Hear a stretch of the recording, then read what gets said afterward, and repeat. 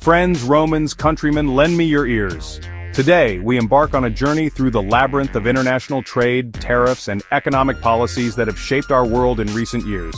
Today, we're diving headfirst into the dumpster fire that was Trump's trade war, specifically those tariffs he slapped on Canada, Mexico, and China.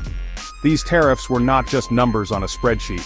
They were a series of economic decisions that rippled through global markets, affecting everything from the price of your morning coffee to the job security of factory workers. Now you might be thinking, John, tariffs? That's about as exciting as watching paint dry. And you're not wrong. But what if I told you that these seemingly dull policies have the power to change the course of entire industries, influence international relations, and even alter the balance of global power? But trust me, this is one of those dry topics that can have very real, very undry consequences. Imagine being a business owner who suddenly has to pay more for raw materials, or a consumer who finds everyday goods becoming more expensive. These are the real-world impacts of tariffs. It all started back in 2018, during the halcyon days of Kofef tweets and the Mueller investigation. Amidst the political chaos, Trump decided to take a stand on trade, a topic he had been vocal about since his campaign days. Trump, ever the showman, decided to make good on his campaign promise to get tough on trade. He saw tariffs as a tool to level the playing field, a way to bring back jobs to American soil and reduce the trade deficit. He argued that other countries, especially China, were taking advantage of the US with unfair trade practices, costing American jobs and hurting the economy. His solution? Tariffs, baby. These tariffs were meant to be a shield protecting American industries from foreign competition. Tariffs on steel, tariffs on aluminum, tariffs on washing machines, tariffs on solar panels, and the list goes on. Each of these tariffs was aimed at different sectors, from heavy industry to consumer goods, affecting a wide range of products and services. Tariffs on, well, you get the idea. It was a comprehensive approach that left no stone unturned, or rather, no product untaxed. It was like a tariff buffet out there, and nobody was hungry.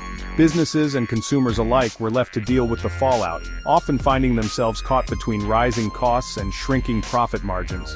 The Trump administration argued that these tariffs were necessary to protect American jobs, reduce the trade deficit, and force other countries to play fair.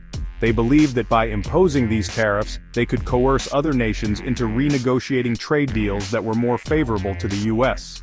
They claimed that the tariffs would bring back manufacturing jobs to the US, boost economic growth, and make America great again.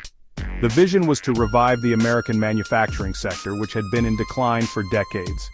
It was a bold gamble, a high-stakes game of economic chicken with some of America's closest trading partners and biggest economic rivals. The stakes were enormous, and the potential for both success and failure was equally high. But like most things Trump touches, it was a move that came with more than a few asterisks. There were numerous caveats and conditions, and the outcomes were far from guaranteed. Economists warned of potential price hikes for consumers, job losses in industries dependent on imports, and retaliation from other countries. These were not just theoretical risks, they were real possibilities that could have far-reaching consequences, and boy did that retaliation come. Countries like China didn't take these tariffs lying down. They responded with tariffs of their own, targeting American goods and creating a tit-for-tat trade war that escalated tensions and disrupted global supply chains.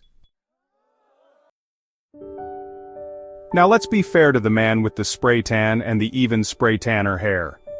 Donald Trump, the 45th President of the United States, was a polarizing figure, to say the least. His America First policy was a cornerstone of his administration, and it resonated with many Americans who felt left behind by globalization and free trade. But what does America First really mean, and at what cost does it come? Trump wasn't the first president to use tariffs, and he certainly won't be the last. Tariffs have been a part of American economic policy since the country's inception. From the early days of the Republic, presidents have used tariffs to protect fledgling industries and generate revenue for the government. Alexander Hamilton, one of the founding fathers, was a strong advocate for tariffs as a means to build a strong, self-sufficient economy. Tariffs, in their most basic form, are taxes on imported goods. When a country imposes a tariff, it makes foreign products more expensive, thereby encouraging consumers to buy domestic products instead.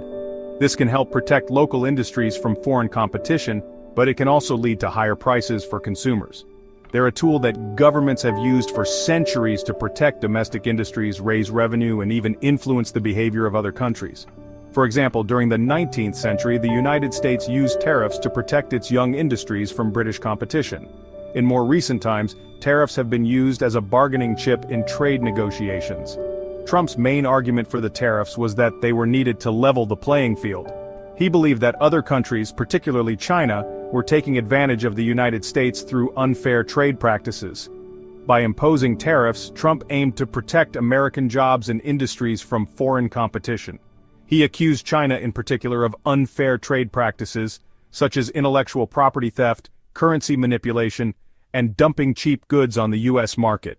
These practices, he argued, were giving Chinese companies an unfair advantage and hurting American businesses. He claimed that these practices were costing American jobs and undermining American businesses. Many American workers, particularly in manufacturing, have seen their jobs disappear as companies move production overseas to take advantage of cheaper labor and lower costs. There was some truth to Trump's claims. China has long been criticized for its trade practices, and there's no doubt that some American industries and workers have been hurt by competition from Chinese imports. However, the issue is complex and there are many factors at play. China has long been criticized for its trade practices, and there's no doubt that some American industries and workers have been hurt by competition from Chinese imports. But the question remains, are tariffs the best solution? Many experts argue that while tariffs can provide short-term relief, they often lead to long-term problems. But economists argue that tariffs are a blunt instrument, and that they often end up hurting the very people they're supposed to help. When tariffs are imposed, the cost of imported goods goes up. This can lead to higher prices for consumers and increased costs for businesses that rely on imported materials. Trump's tariffs were met with a mix of skepticism and outright condemnation from economists, business leaders, and even some members of his own party. Critics argued that the tariffs would raise prices for consumers, hurt American businesses that rely on imports, and lead to retaliation from other countries, sparking a trade war. Critics argued that the tariffs would raise prices for consumers, hurt American businesses that rely on imports, and lead to retaliation from other countries, sparking a trade war. The long-term effects of Trump's tariffs are still being debated, but one thing is clear: the America First policy has had far-reaching consequences, both at home and abroad. As the world becomes increasingly interconnected, the challenge for future leaders will be to find a balance between protecting domestic interests and engaging in fair, mutually beneficial trade with other nations. When it comes to economics, certainty is about as rare as a sober night at a Trump rally. But even with all the usual caveats and disclaimers, most economists agreed that Trump's trade war was unlikely to end well. The consensus was that the tariffs would lead to higher prices for consumers, job losses in industries reliant on imports, and slower economic growth. Some economists argued that the tariffs could actually benefit certain sectors of the U.S. economy, such as steel and aluminum production. However, they acknowledged that these benefits would likely be outweighed by the costs to other sectors, such as manufacturing, agriculture, and retail.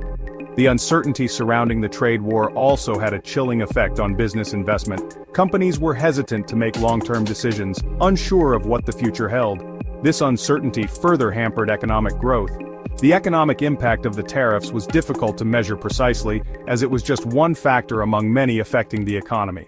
However, there is evidence to suggest that the tariffs did contribute to higher prices, job losses, and slower economic growth. Now let's talk about America's BFFs to the north and south, Canada and Mexico. These two countries are not just our neighbors, they're our biggest trading partners. We share a border, a continent, and dare I say, a love of maple syrup. But the relationship goes much deeper than that. Our economies are intricately linked, with supply chains that crisscross the borders, making us interdependent in ways that are often taken for granted. Trade between these nations isn't just about goods, it's about jobs, livelihoods, and communities. Millions of people rely on the seamless flow of products and services across these borders. From auto parts to agricultural products, the economic ties are vast and complex. And yes, we do share a fondness for maple syrup, but it's symbolic of the broader cultural and economic exchanges that enrich all three countries. The North American Free Trade Agreement, or NAFTA, was a testament to this interconnectedness. fostering growth and cooperation for over 2 decades. But then, in a move that shocked many, President Trump decided to impose tariffs on steel and aluminum imports from Canada and Mexico, citing national security concerns. This decision was baffling to many experts and officials, as these countries had long been considered close allies. The rationale behind the tariffs was questioned, and the move was seen as a drastic shift in U.S. trade policy. The immediate reaction was one of confusion and frustration. Stock markets reacted negatively, and businesses that relied on cross-border trade were left scrambling to understand the new landscape. The tariffs were seen as a blunt instrument that didn't take into account the nuanced realities of international trade. Canada and Mexico were understandably pissed off. Their officials held press conferences, expressing their dismay and disappointment. Protests erupted, and business owners voiced their concerns loudly. The sense of betrayal was palpable, as these countries had always been reliable partners to the U.S. In retaliation, Canada and Mexico imposed their own tariffs on a range of American products, including iconic items like American whiskey, orange juice, and pork.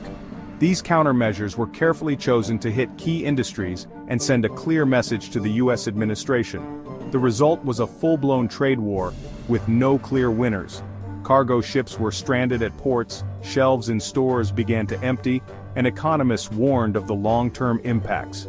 The uncertainty created by the tariffs disrupted supply chains and led to increased costs for businesses and consumers alike. The tariffs strained relations between the U.S. and its North American neighbors, creating uncertainty and tension. Diplomatic meetings became more tense, and the usual camaraderie was replaced with strained handshakes and forced smiles. The trust that had been built over decades was eroding. Beyond the immediate economic impact, the tariffs also had a corrosive effect on diplomatic relations.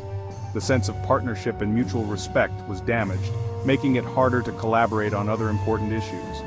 The ripple effects of this decision were felt far beyond the realm of trade. Canada and Mexico felt betrayed by their closest ally, and the trust that had been built over decades was damaged.